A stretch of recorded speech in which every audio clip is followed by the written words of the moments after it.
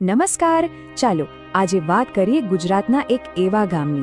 ખરેખર અનોખું ગામ છે જ્યાં સદીઓ જૂની એક પરંપરા આજે પણ જીવંત છે.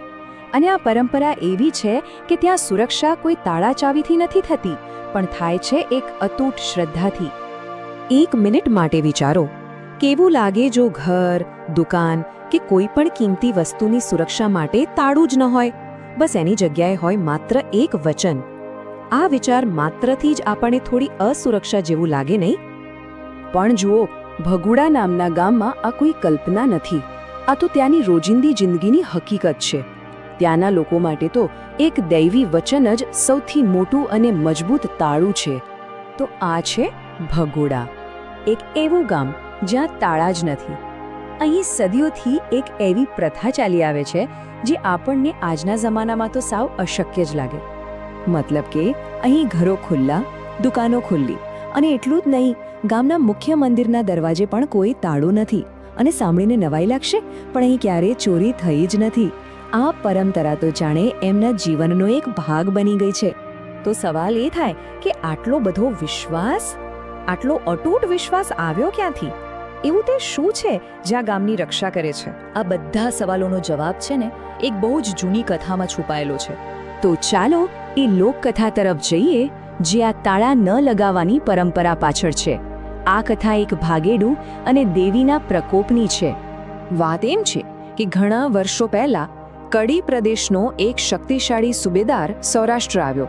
હવે એની નજર એક યુવાન રાજપૂત કન્યા પર પડી અને એણે એની સાથે નિકાહ કરવા માટે જબરજસ્તી કરવાનું શરૂ કર્યું.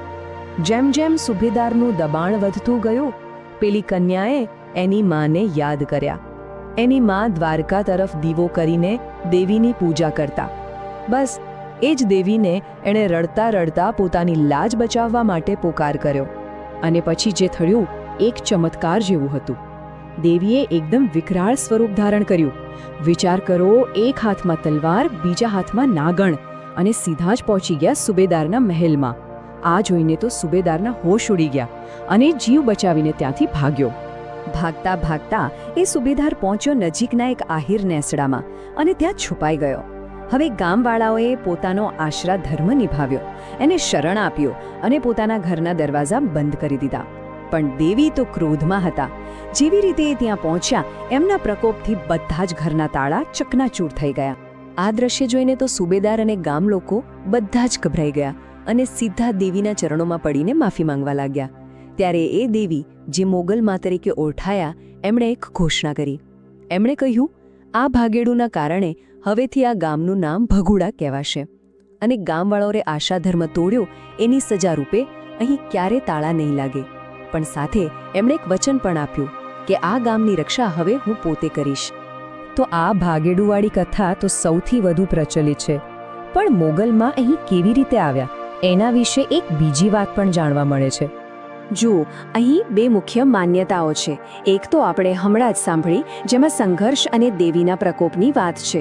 પણ એક બીજી કથા છે, લગભગ 500 વર્ષ જૂની, દુષ્કાળના સમયની. એમાં એવું કહેવાય છે કે એક વૃદ્ધ આહિર માજીને એક ચારણ આઈએ મોગલમાનું ફળું, એટલે કે એમનું પ્રતીક ભેટમાં આપ્યું હતું. અને એની સ્થાપના ગામમાં બહુ શાંતિથી થઈ હતી. ભલે વાર્તાઓ અલગ અલગ હોય, પણ બંને એ જ વાત પર ભાર મૂકે છે કે દેવીનું આ ગામ સાથેનું જોડાણ કેટલું ઊંડું છે. હવે મોગલમાં જે છે એ કાઠિયાવાડી સંસ્કૃતિના લોકદેવી છે. લોકદેવી એટલે શું? એટલે કે એવા દેવતા જે કોઈ એક ખાસ વિસ્તાર કે સમુદાયના રક્ષક માનવામાં આવે. એમની પૂજા કોઈ મોટા શાસ્ત્રો પર નહીં, પણ સ્થાનિક પરંપરાઓ અને માન્યતાઓ પર આધારિત હોય છે. અને એટલે જ મા મોગલને આજે 18 વર્ણના લોકો પોતાના રક્ષક માને છે અને પૂજે છે. સારું, તો આ તો થઈ દંતકથાઓની વાત. પણ હવે એ જોઈએ કે આ શ્રદ્ધા આજે ભગુડા ગામના લોકોના જીવનમાં કેવી રીતે દેખાય છે. ત્યાંના લોકો આજે પણ એવી ઘટનાઓ યાદ કરે છે કે જ્યારે કોઈએ ગામમાંથી કંઈક ચોરવાની હિંમત કરી. અને એવું મનાય છે કે જેને પણ આવું કર્યું એને તરત જ કોઈને કોઈ તકલીફ પડી, પછી ડરીને એ ચોરેલો સામાન પાછો મૂકી જાય અને માતાજીની માફી માંગી લે. અને આવી વાતોથી જ લોકોનો વિશ્વાસ ઓર મજબૂત બને છે. અહીં ભક્તોની શ્રદ્ધા વ્યક્ત કરવાની રીત પણ અનોખી છે. માતાજીને મુખ્યત્વે લાપસીનો પ્રસાદ ધરાવાય છે. ઘણા નિસંતાન દંપતીઓ અહીં માનતા રાખે છે અને જ્યારે એમની મનોકામના પૂરી થાય ત્યારે બાળકની તસવીર મંદિરની દિવાલો પર લગાવે છે.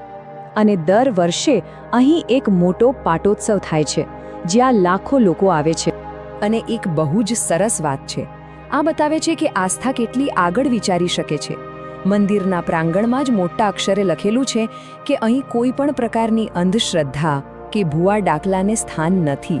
મતલબ કે અહીં શ્રદ્ધા છે પણ અંધવિશ્વાસ માટે કોઈ જગ્યા નથી.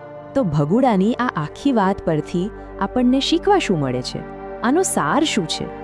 વાત એમ છે કે ભગુડાને તાળાની જરૂર જ નથી, કેમ કે ત્યાંની સુરક્ષા કોઈ લોખંડના તાળા પર નથી ટકેલી. એ ટકેલી છે સહિયારા વિશ્વાસ પર, સામુદાયિક એકતા પર અને એક દૈવી વચન પર. એમ કહી શકાય કે શ્રદ્ધા જ એમનું તાળું છે અને શ્રદ્ધા જ એમની ચાવી. આજે જ્યારે આપણે આપણી સુરક્ષા માટે મોટા મોટા તાળા અને ઊંચી દિવાલો બનાવી રહ્યા છીએ, ત્યારે ભગુડાની આ વાત આપણને કંઈક વિચારવા પર મજબૂર કરે છે. ખરેખર સાચી સુરક્ષા આ ભૌતિક વસ્તુઓમાં છે કે પછી એકબીજા પરના વિશ્વાસ અને શ્રદ્ધામાં? આ સવાલ સાથે જ આજની વાત પૂરી કરીએ.